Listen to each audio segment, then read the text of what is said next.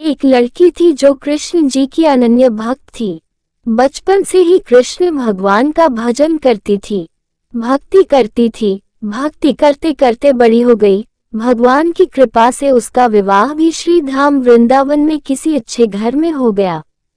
विवाह होकर पहली बार वृंदावन गई, पर नई दुल्हन होने से कहीं जा न सकी और मायके चली गई। और वह दिन भी आया जब उसका पति उसे लेने उसके मायके आया। अपने पति के साथ फिर वृंदावन पहुंच गई। पहुंचते पहुंचते उसे शाम हो गई। पति वृंदावन में यमुना किनारे रुककर कहने लगा, देखो शाम का समय है, मैं यमुना जी में स्नान करके अभी आता हूँ।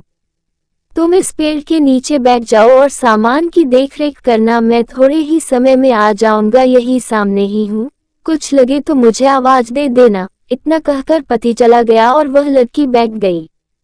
अब एक हाथ लंबा घूंघट निकाल रखा है, क्योंकि गांव है, ससुराल है, और वहीं बैठ गई। मन ही मन विचार करने लगी कि देखो ठाकुर जी की कितनी कृपा है, उन्हें मैंने बचपन से भजा और उनकी कृपा से मेरा विवाह भी श्री धाम वृंदावन में हो गया।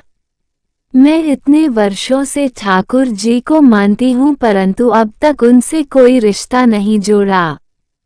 फिर सोचती है ठाकुर जी की उम्र क्या होगी, लगभग 16 वर्ष के होंगे। मेरे पति 20 वर्ष के हैं, उनसे थोड़े से छोटे हैं, इसलिए मेरे पति के छोटे भाई की तरह हुए और मेरे देवर की तरह। तो आज से ठाकुर जी मेरे देवर हुए। अब तो ठाकुर जी से नया संबंध जोड़कर बड़ी प्रसन्न हुई और मन ही मन ठाकुर जी से कहने लगी, देखो ठाकुर जी, आज से मैं तुम्हारी भाभी और तुम मेरे देवर हो गए। अब वो समय आएगा जब तुम मुझे भाभी भाभी कहकर पुकारोगे। इतना सोच ही रही थी तभी एक 10-15 वर्ष का बालक आया और उस लड़की से बोला, भाभी भाभी। लड़की अचानक अपने भाव से बाहर आई और सोचने लगी, वृंदावन में तो मैं नहीं हूँ, ये भाभी कहकर कौन बुला रहा है। नई थी इसलिए घूंघट उठकर नहीं देखा कि गांव के किसी बड़े बूढ़े ने देख लिया तो बड़ी बदनामी होगी। अब वो बालक बार बार कहता पर वो उत्तर न देती। बालक पास आया और बोला, भाभी तनिक अपना चेहरा तो दिखाया दे। अब वो सोचने लगी, अरे ये बालक तो बड़ी जिद कर रहा है, इसलिए कस के घूंघट पकड़कर बैठ गई कि कहीं घूंघट उठकर देखन ले। लेकिन उस बालक ने जबरदस्ती घूंघट उठकर चेहरा देखा और भाग गया। थोड़ी देर में उसका पति आ गया। उसने सारी बात अपने पति से कही। पति ने कहा, तुमने मुझे आवाज क्यों नहीं दी। लड़की बोली, वह तो इतने में भाग ही गया था। पति बोला, चिंता मत करो, वृंदावन बहुत बड़ा थोड़े ही है। कभी किसी गली में खेलता मिल गया तो हड्डी पसली एक कर दूंगा, फिर कभी ऐसा नहीं कर सकेगा। तुम्हें जहां भी दिखे मुझे जरूर बताना। फिर दोनों घर गए। कुछ दिन बाद उसकी सास ने अपने बेटे से कहा, बेटा देख तेरा विवाह हो गया, बहू मायके से भी आ गई, पर तुम दोनों अभी तक बांके बिहारी जी के दर्शन के लिए नहीं गए। कल जाकर बहू को दर्शन करा कर लाना।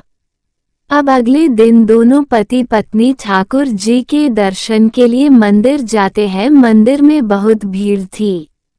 लड़का कहने लगा, देखो तुम स्त्रियों के साथ आगे जाकर दर्शन करो, मैं भी आता हूँ। अब वह आगे गई पर घूंघट नहीं उठाती, उसे डर लगता कोई बड़ा बूढ़ा देखा तो बांके बिहारी जी की जगह वही बालक मुस्कुराता हुआ दिखा तो एकदम से चिल्लाने लगी, सुनिए जल्दी आओ, जल्दी आओ। पति पीछे से भागा भागा आया, बोला क्या हुआ। लड़की बोली, उस दिन जो मुझे भाभी भाभी कहकर भागा था वह बालक मिल गया।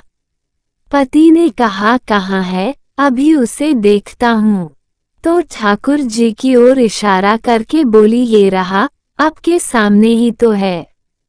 उसके पति ने जो देखा तो अवाक रह गया और बोला, तुम धन्य हो, वास्तव में तुम्हारे हृदय में सच्चा भाव ठाकुर जी के प्रति है। मैं इतने वर्षों से वृंदावन में हूँ, मुझे आज तक उनके दर्शन नहीं हुए और तेरा भाव इतना उच्च है कि बिहारी जी के तुझे दर्शन हुए।